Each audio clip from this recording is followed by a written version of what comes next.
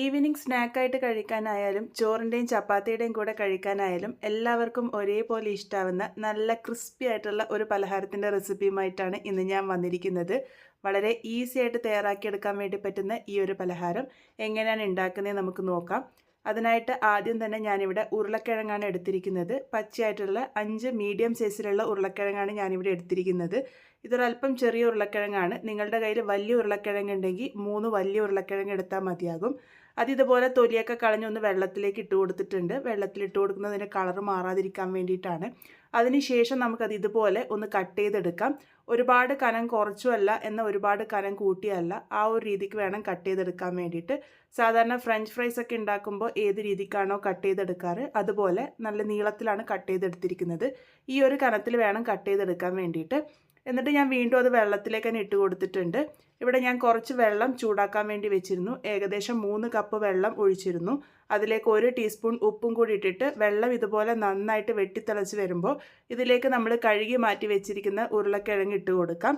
അതിനുശേഷം ഒരു 3-4 മിനിറ്റ് മാത്രം ഇതൊന്ന് കുക്ക് ചെയ്തെടുക്കുക. ഇത് ഓവർ കുക്ക് ചെയ്യാൻ പാടില്ല. ഇതുപോലെ ഒരു ടൂത്ത് പിക്കോ ഫോക്കോ ഉപയോഗിച്ച് കുത്തി നോക്കുമ്പോൾ ഒന്ന് സോഫ്റ്റായാൽ മാത്രം മതി. ഇതുപോലെ സോഫ്റ്റായി കിട്ടാൻ മാത്രമേ വേണ്ടൂ. ആ ഒരു സമയത്ത് തന്നെ ഇതിലെ വെള്ളമൊക്കെ മാറ്റിയെടുക്കാം. അതിനുശേഷം ഞാനിതൊരു ബൗളിലേക്ക് ഇട്ട് കൊടുത്തിട്ടുണ്ട്. ഉരുളക്കിഴങ്ങ് ഒന്ന് സോഫ്റ്റായി കിട്ടാൻ മാത്രമേ പാടുള്ളൂ, അത് പ്രത്യേകം ശ്രദ്ധിക്കണം. ഇനി ഇതിലേക്ക് ബാക്കിയുള്ള ചേരുവകൾ ചേർക്കാം. ഞാനിവിടെ 2 ടേബിൾ സ്പൂൺ അരിപ്പൊടിയാണ് ചേർത്ത് കൊടുത്തിരിക്കുന്നത്. ഞാനിവിടെ വറുത്ത അരിപ്പൊടിയാണ് ചേർത്ത് കൊടുത്തിരിക്കുന്നത്. നിങ്ങൾക്ക് വറുത്തതോ വറക്കാത്തതായിട്ടുള്ള നല്ല ഫൈൻ ആയിട്ടുള്ള അരിപ്പൊടി ചേർത്ത് കൊടുക്കണം. ഇതിൻ്റെ കൂടെ തന്നെ 2 ടേബിൾ സ്പൂൺ കോൺഫ്ലോർ ആണ് ചേർത്ത് കൊടുത്തിരിക്കുന്നത്. ഇനി ഇതിലേക്ക് 1/2 ടീസ്പൂൺ ഉപ്പും കൂടെ ചേർത്ത് കൊടുക്കാം. പിന്നെ ഒരു 1/2 ടീസ്പൂൺ കാശ്മീരി ചില്ലി പൗഡറാണ് ചേർത്ത് കൊടുത്തിരിക്കുന്നത്. നല്ലൊരു കളറിനായിട്ടാണ്. ഇതിൻ്റെ കൂടെ തന്നെ 1 ടേബിൾ സ്പൂൺ ഷേസ്വാൻ സോസാണ് ഞാനിവിടെ ചേർത്ത് കൊടുത്തിരിക്കുന്നത്. ഷേസ്വാൻ സോസ് എല്ലാ സൂപ്പർ മാർക്കറ്റിലും വാങ്ങാൻ കിട്ടുന്നതാണ്. ഇനി കയ്യിലില്ല എന്നുണ്ടെങ്കിൽ കുഴപ്പമില്ല, അത് ഒഴിവാക്കിയിട്ട് അതിന് പകരം മുളക് പൊടിയും കുറച്ച് കുരുമുളക് പൊടിയും ഇഞ്ചി വെളുത്തുള്ളി പേസ്റ്റും ചേർത്ത് കൊടുത്താലും മതിയാകും. എല്ലാം കൂടെ ഒന്ന് നന്നായിട്ട് മിക്സ് ചെയ്തെടുക്കാം. ഉരുളക്കിഴങ്ങ് ഒരല്പം സോഫ്റ്റായിട്ട് വന്നതുകൊണ്ട് തന്നെ നമ്മളിത് മിക്സ് ചെയ്യുമ്പോൾ ഒരുപാട് കൈയിട്ട് ഇളക്കരുത്. ഇതുപോലെ ചെറുതായിട്ട് മാത്രം മിക്സ് ചെയ്യുക, അല്ലാന്നുണ്ടെങ്കിൽ ഉരുളക്കിഴങ്ങ് പൊടിഞ്ഞു പോകാനുള്ള സാധ്യതയുണ്ട്. അപ്പോൾ ഇതുപോലെ മിക്സ് ചെയ്തിട്ടുണ്ട്. വെള്ളപ്പറ്റ ഒരല്പം കുറവായിട്ട് തോന്നിയത് കൊണ്ട് ഞാനിവിടെ 1-2 ടേബിൾ സ്പൂൺ വെള്ളം ഒഴിച്ചു കൊടുത്തിട്ടുണ്ട്. അത് നോക്കിയിട്ട് മാത്രം ചേർത്ത് കൊടുത്താൽ മതി. നന്നായിട്ട് കോട്ട് ചെയ്ത് വരണം, അത്രേ ഉള്ളൂ. അപ്പോൾ ഈ ഒരു രീതിക്ക് ആ ഒരു മസാലയൊക്കെ നന്നായിട്ട് കോട്ട് ചെയ്ത് വന്നിട്ടുണ്ട്. ഇനി ഇത് ഷാലോ ഫ്രൈ ചെയ്തെടുക്കാനാണ് പോകുന്നത്. വളരെ കുറച്ച് എണ്ണയിലാണ് നമ്മളിത് ഷാലോ ഫ്രൈ ചെയ്തെടുക്കാൻ വേണ്ടി പോകുന്നത്. അതിനായിട്ട് ഞാനിവിടെ ഒരു പാനിലേക്ക് ഏകദേശം 2 ടേബിൾ സ്പൂൺ എണ്ണ ഒഴിച്ചു കൊടുത്തിട്ടുണ്ട്. എണ്ണ ഒന്ന് ചൂടായി വരുമ്പോൾ ഇതിലേക്ക് നമ്മൾ നേരത്തെ തയ്യാറാക്കി വെച്ചിരിക്കുന്ന ഉരുളക്കിഴങ്ങ് ഇതുപോലെ ഒന്ന് നിരത്തി ഇട്ട് കൊടുക്കുക. ഇതുപോലെ വൈഡായിട്ടുള്ള പാത്രമാണെങ്കിൽ നമുക്ക് ഒരു പ്രാവശ്യം കൊണ്ട് തന്നെ എല്ലാം ഫ്രൈ ചെയ്തെടുക്കാൻ വേണ്ടി പറ്റും. ഇതുപോലെ ഇട്ട് കൊടുത്തതിന് ശേഷം അനക്കാതെ വയ്ക്കുക. ലോ ഫ്ലെയിമിൽ വെച്ചിട്ട് വേണം കുക്ക് ചെയ്യാൻ വേണ്ടിയിട്ട്. ഒരു ഭാഗം ഒന്ന് മൊരിഞ്ഞ് വന്നതിന് ശേഷം മാത്രം ഇതുപോലെ ഒന്ന് ഇളക്കി കൊടുത്താൽ മതി. നിങ്ങൾക്കിവിടെ സ്പൂൺ ഉപയോഗിച്ച് ഇളക്കി കൊടുക്കാം. ഞാനിതുപോലെ തട്ടിക്കൊടുക്കുകയാണ് ചെയ്യുന്നത്. ഇത് ഏറ്റവും ലോ ഫ്ലെയിമിൽ വെച്ചിട്ട് എല്ലാ ഭാഗവും ഒന്ന് മൊരിയിച്ചെടുക്കുകയാണ് വേണ്ടത്. ലോ ഫ്ലെയിമിൽ വെച്ചിട്ട് കുക്ക് ചെയ്യാൻ വേണ്ടി ശ്രദ്ധിക്കണം. കുറച്ച് സമയം കഴിയുമ്പോഴേക്കും അത് നല്ല പോലെ തന്നെ ക്രിസ്പി ആയിട്ട് വന്നിട്ടുണ്ടാകും. ഇതിപ്പോൾ ഞാൻ വേറൊരു അടുപ്പിലേക്ക് മാറ്റി വെച്ചിട്ടുണ്ട്. ഫ്ലെയിം ഞാൻ ഓഫാക്കിയിട്ടില്ല, ഏറ്റവും ലോയിൽ വെച്ചിട്ടാണ് ഉള്ളത്. എന്നിട്ട് ഞാനിവിടെ ഒരു വലിയ പാത്രം അടുപ്പിൽ വെച്ചിട്ടുണ്ട്. അതിലേക്ക് 1 ടേബിൾ സ്പൂണോളം എണ്ണ ഒഴിച്ചു കൊടുത്തിട്ടുണ്ട്. എണ്ണയൊന്ന് ചൂടായി വരുമ്പോൾ ഇതിലേക്ക് ഇഞ്ചിയും വെളുത്തുള്ളിയാണ് ചേർത്ത് കൊടുത്തിരിക്കുന്നത്. വെളുത്തുള്ളി ഒരല്പം കൂടുതലായിട്ട് എടുത്തിട്ടുണ്ട്. 6-7 അല്ലി വെളുത്തുള്ളിയും ഒരു ചെറിയ കഷ്ണം ഇഞ്ചിയും നല്ല കനം കുറച്ചരിഞ്ഞതാണ്. ഹൈ ഫ്ലെയിമിൽ ഇതൊന്ന് സോട്ട് ചെയ്തെടുക്കാം. ഹൈ ഫ്ലെയിമിൽ തന്നെ സോട്ട് ചെയ്യുക, ലോ ഫ്ലെയിമിൽ വെച്ച് സോട്ട് ചെയ്യേണ്ട ആവശ്യമില്ല. ഇതുപോലെ കളറൊക്കെ ഒന്ന് മാറി വരുമ്പോൾ ഇതിലേക്ക് ഒരു മീഡിയം വലുപ്പത്തിലുള്ള ഉള്ളി ചെറുതായിട്ട് അരിഞ്ഞതും ഒരു ക്യാപ്സിക്കം, ഒരു ചെറിയ ക്യാപ്സിക്കാണ് ഞാൻ എടുത്തത്, അത് ഇതുപോലെ നീളത്തിലാണ് അരിഞ്ഞെടുത്തിരിക്കുന്നത്, അതും ഒരു 2 പച്ചമുളക് ചെറുതായിട്ട് അരിഞ്ഞതും ചേർത്ത് കൊടുത്തിട്ടുണ്ട്. എല്ലാം കൂടെ ഹൈ ഫ്ലെയിമിൽ തന്നെ ഒന്ന് നല്ലപോലെ സോട്ട് ചെയ്തെടുക്കാം.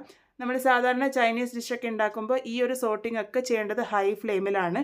ഒരുപാട് സോട്ട് ചെയ്യേണ്ട ആവശ്യമില്ല. ഒരു പച്ചക്കറിയൊക്കെ ഒന്ന് ചെറുതായിട്ട് വാടി വരുമ്പോൾ ഇതിലേക്ക് സോസുകൾ ചേർത്ത് കൊടുക്കാം. ഞാനിവിടെ 2 ടേബിൾ സ്പൂൺ ടൊമാറ്റോ സോസാണ് ആദ്യം ചേർത്ത് കൊടുത്തിരിക്കുന്നത്. അത് ചേർത്ത് കൊടുത്ത് ഒന്ന് മിക്സ് ചെയ്തെടുത്തിട്ടുണ്ട്. ഈ ഒരു സോസുകൾ ചേർക്കുമ്പോൾ ഏറ്റവും ലോ ഫ്ലെയിമിൽ വെക്കാൻ വേണ്ടിയിട്ട് ശ്രദ്ധിച്ചോളൂ കേട്ടോ. അല്ലാന്നുണ്ടെങ്കിൽ സോസ് പെട്ടെന്ന് കരിഞ്ഞു പോകാനുള്ള സാധ്യതയുണ്ട്. ഇനി ഇതിലേക്ക് 2 ടേബിൾ സ്പൂൺ ഷേസ്വാൻ സോസാണ് ചേർത്ത് കൊടുക്കുന്നത്. കയ്യിലുണ്ടെങ്കിൽ മാത്രം ചേർത്ത് കൊടുത്താൽ മതി, ഇല്ലാന്നുണ്ടെങ്കിൽ സ്കിപ്പ് ചെയ്യാം. ഷേസ്വാൻ സോസിന് പകരമായിട്ട് വേണമെങ്കിൽ റെഡ് ചില്ലി സോസോ അല്ലെങ്കിൽ ചില്ലി ഗാർലിക് സോസോ ചേർത്ത് കൊടുക്കാവുന്നതാണ്. ഇതിലേക്ക് 1/2 ടീസ്പൂൺ ഡാർക്ക് സോയാ സോസും കൂടെ ചേർത്ത് കൊടുത്തിട്ടുണ്ട്. എല്ലാ സോസുകളും ചേർത്ത് നല്ലപോലെ ഒന്ന് മിക്സ് ചെയ്തെടുത്തിട്ടുണ്ട്. ഇതിലേക്ക് 1 ടീസ്പൂൺ പഞ്ചസാരയാണ് ഞാനിവിടെ ചേർത്ത് കൊടുത്തിരിക്കുന്നത്. ഇതിൻ്റെ കൂടെ തന്നെ 1/2 ടീസ്പൂൺ കുരുമുളക് പൊടി കൂടെ ചേർത്തിട്ടുണ്ട്. പഞ്ചസാര ചേർത്ത് കൊടുക്കുമ്പോൾ ഒരു ചെറിയൊരു സ്വീറ്റ് ഫ്ലേവർ വരും, അത് നല്ലൊരു രുചിയാണ് കഴിക്കുമ്പോൾ. കുരുമുളക് പൊടി നിങ്ങൾക്ക് ആവശ്യത്തിന് മാത്രം ചേർത്താൽ മതി. ഇതുപോലെ ഒന്ന് നന്നായിട്ട് സോട്ട് ചെയ്തെടുക്കുക. ഇതിലേക്ക് ഇനി ഒരു നുള്ളു ഉപ്പും കൂടെ ചേർത്തിട്ടുണ്ട്. നോക്കിയിട്ട് വേണം ചേർത്ത് കൊടുക്കാൻ വേണ്ടിയിട്ട്. നമ്മൾ ചേർത്ത് കൊടുത്ത സോസുകളിലൊക്കെ ഉപ്പുണ്ടാകും, അപ്പോൾ അത് നോക്കിയിട്ട് മനസ്സിൽ കണ്ടിട്ട് വേണം ഉപ്പ് ചേർത്ത് കൊടുക്കാൻ വേണ്ടിയിട്ട്. ഇതുപോലെ നന്നായിട്ടൊന്ന് മിക്സ് ചെയ്തെടുത്തതിന് ശേഷം ഇതിലേക്ക് നമ്മൾ ഫ്രൈ ചെയ്ത് വെച്ചിരിക്കുന്ന ഉരുളക്കിഴങ്ങാണ് ചേർത്ത് കൊടുത്തിരിക്കുന്നത്. അതും കൂടെ ചേർത്ത് ഒന്ന് സോട്ട് ചെയ്തെടുക്കാം. ഒരുപാട് നേരം മിക്സ് ചെയ്യേണ്ട ആവശ്യമില്ല. ആ ഒരു സോസുകളൊക്കെ ഉരുളക്കിഴങ്ങിൻ്റെ മുകളിലേക്കായിട്ട് നന്നായിട്ട് പറ്റി പിടിക്കുന്ന രീതിക്ക് ഒന്ന് മിക്സ് ചെയ്തെടുത്താൽ മാത്രം മതിയാകും. അപ്പോൾ ഇതിപ്പോൾ ഞാൻ നന്നായിട്ട് തന്നെ ഒന്ന് മിക്സ് ചെയ്തെടുത്തിട്ടുണ്ട്. ഒരു ഹൈ ഫ്ലെയിമിൽ ഒരു 30 സെക്കൻഡൊക്കെ ഞാൻ സോട്ട് ചെയ്യുന്നുള്ളൂ, ഒരുപാട് സോട്ട് ചെയ്യേണ്ട ആവശ്യമില്ല.